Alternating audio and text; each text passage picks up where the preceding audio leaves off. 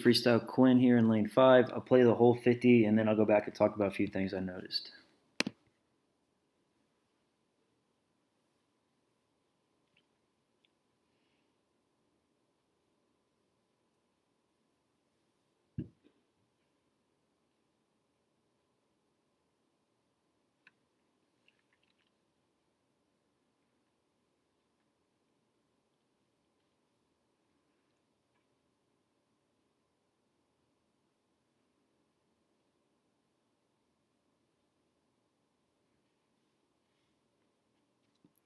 Okay, end time 29.1. I just made up a time 30.3 for you. I think it's about where I expected you to be. Maybe it would have been nice to get a 28 in there.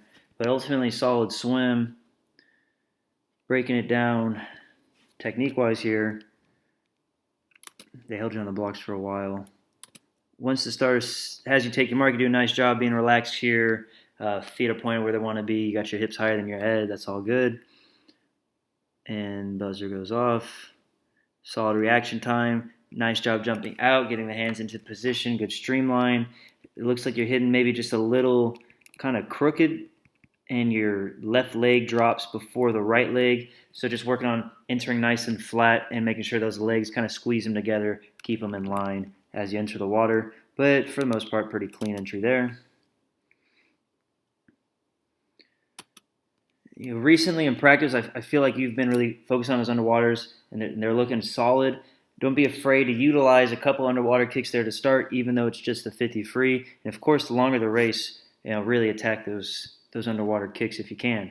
Now, on the breakout here, nice job keeping the head down. Get a little spinny to start, where you're straight arming it and you're just slipping through the water, but then you kind of correct the stroke here as you slow it down, and you bend the arm on the overwater recovery here, and this is a much better stroke here than it was at the beginning of the race when you're just straight arm spinning.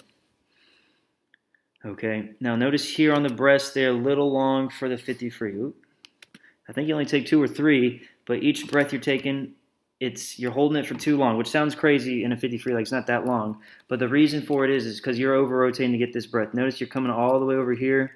This head is looking, like your eyes are looking towards the ceiling up here, as opposed to rotating to that breath. You should have one goggle in, one goggle out, and you're looking towards kind of the bleachers where we're sitting, as opposed to up there towards the ceiling. So a little too far, too much head movement on the breath, which is causing the breath to take too long.